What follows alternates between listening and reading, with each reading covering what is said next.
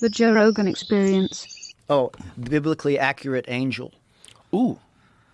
Biblically accurate angel. Have you seen what a biblically accurate angel looks Yeah, they look like aliens. That is pretty cool. Yeah, they look like geometric patterns. Yeah. I always wonder what Tucker Carlson's convinced that aliens and devils are that's what like angels and devils and aliens are all the same thing. He thinks that they're not visiting from somewhere else, that they've always been here, and that there's some sort of spiritual aspect to like the UFO encounter, UAP phenomenon. Oh, I see. Yes. Well, there's a lot of interesting pictures that are, drawn on cave walls. Oh, yeah. And things like that. Oh, we've gone over a shit ton of them. Yeah. And then also ancient religious art where it looks like people are in vehicles flying through the sky. I'm sure you've seen those I've too, seen right? those too. Yeah, like what is that? Like what are you trying to... There's no other stuff that you're in that thing that's fantastical. Mm-hmm. Everything else is like an accurate representation of life at that time, except for these people that are in these flying things in the sky. Like, what is that? Yeah.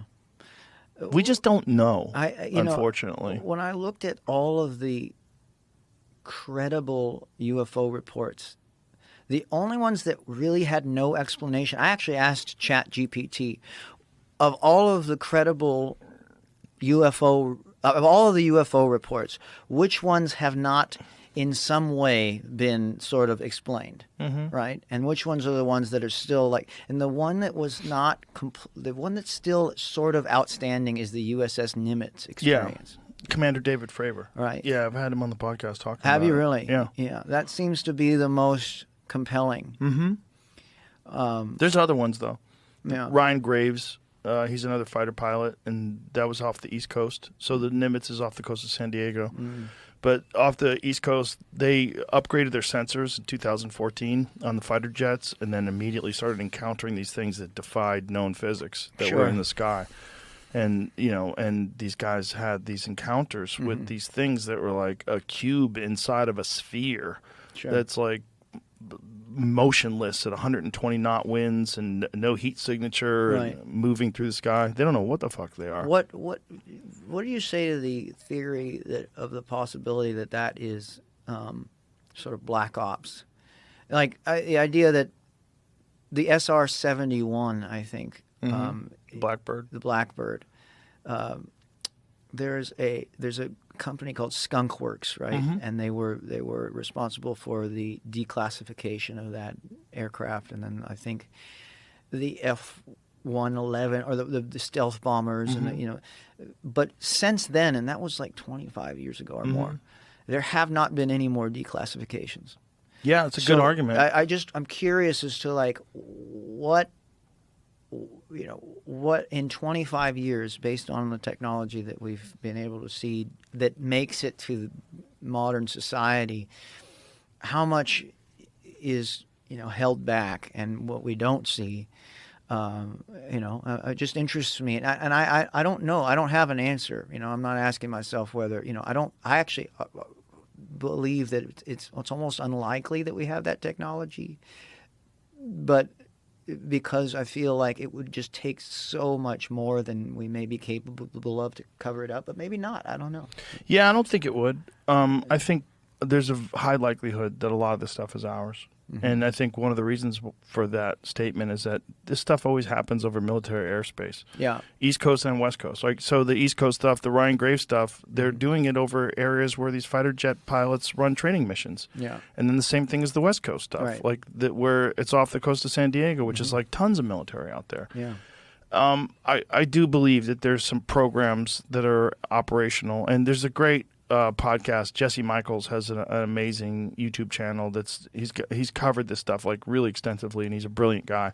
He really understands it, and they were working on some anti-gravity technology in the 1960s. Yeah. And most likely they continued that work. Yeah, artificial horizon technology and stuff like that.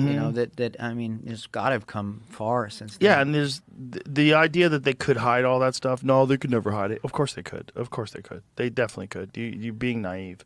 You're being naive as to how much the government can hide. I'm only asking the question. Not you. I don't mean you. I mean people that say that. I actually pretty much That's where I lean towards when it comes to that. I think some of it, but some of it also could be from somewhere else. And I think some of it just exhibits, like the Nimitz one. Okay, this is 2004. So this Tic Tac goes from more than 50,000 feet above sea level to sea level in less than a second. Yeah.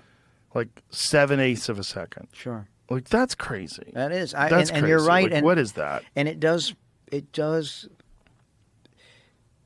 changes it when you remember how long ago these things were being seen. Right.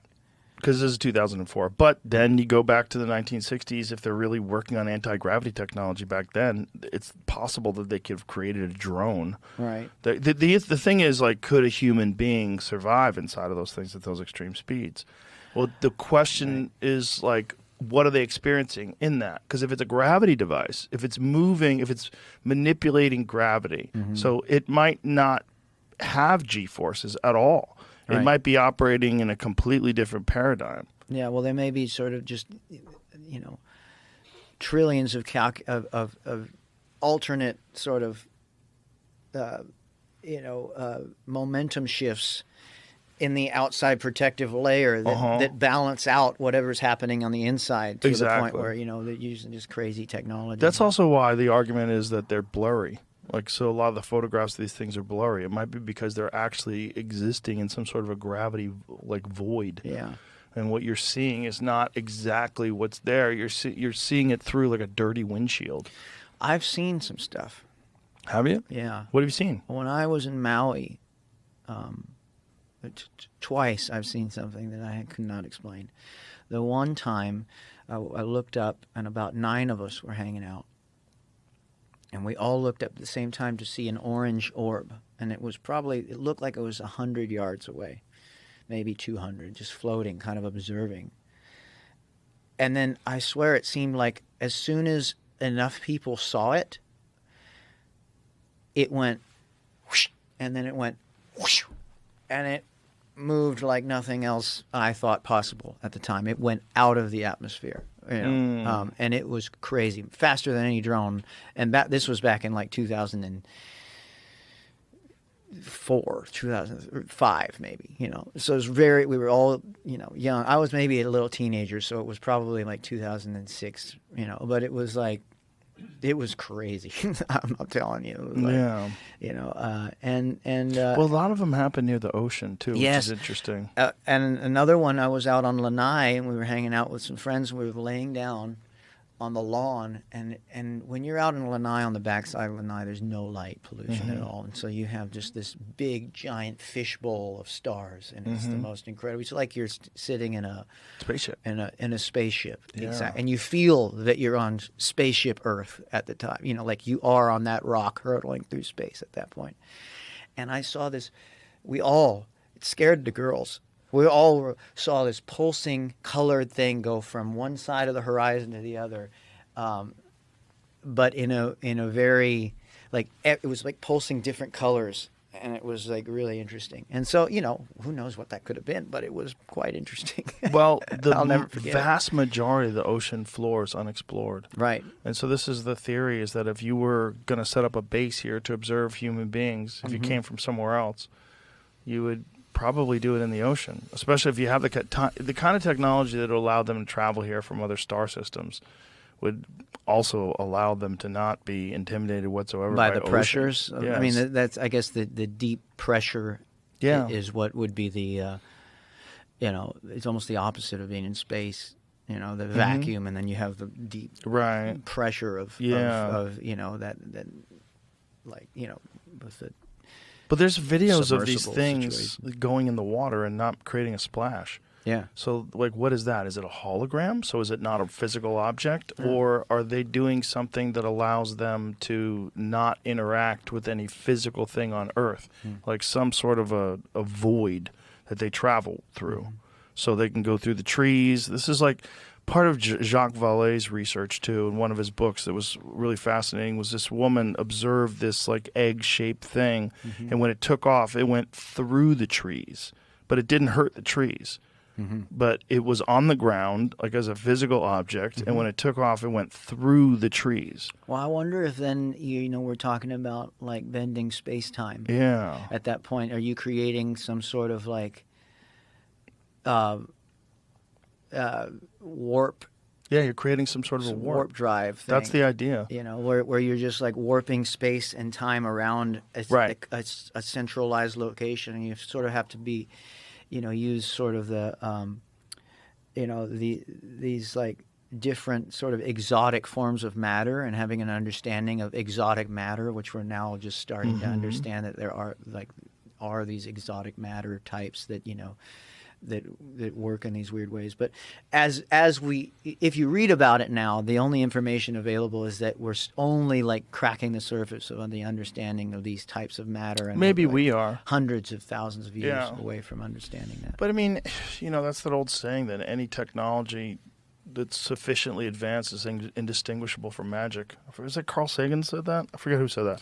Yeah. But yeah, I mean, if you're looking at something from 1,000 years from now, it would seem like magic. I mean, if we continue, we don't blow ourselves up, and science and AI continue to figure out more compelling uses of universal energy, like whatever background energy that we have. Yeah.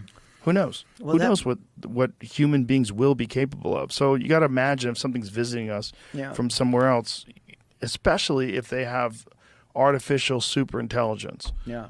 If they've traversed this journey that we're on, if they've gotten to the point where whatever we're currently investigating, whatever they're working on right now in terms of like super intelligent AI, what if they've gone through that and they're 1,000 years more advanced? All that stuff would be probably simple for them to be able to go through the water, to have these transmedium crafts that are capable of flying in the air, through the water. Right. Well, the interesting question for ourselves is how do we get to a place as a society to where we can trust in our science? We can trust to say that we trust it enough to fund it. Well, that's not trust in the science. The problem is the human beings that are in possession of the science. Well, but that's what I mean. Like, how do we restore faith in that? And because it's not all bullshit. There is real, like we wouldn't exist where we are without the science that has brought us to where we are. Yeah, technology. And so understanding and trusting and figuring out how to restore faith in certain institutions that we have, because we need them to survive and to keep going. So it's like not tearing down the airplane while it's falling. You have to repair the airplane from inside, and then keep it flying if you can, So is there a way to like right the ship while we're in it? Well, I think the problem is a lot of this stuff is military funding, right? So a lot of the applications for any sort of like super advanced technology is going to be weapon systems. Right. And that's what everybody's terrified of. What they're terrified of is that you're going to develop more efficient ways to kill people. Yeah. And that's really the only way these things get funded. They're not going to. No, that's the problem. Yeah. I'm saying. I'm like, well, how do we switch it so that we can, have people in power that really are looking out for the future of humanity. Yeah. And then have people that actually want that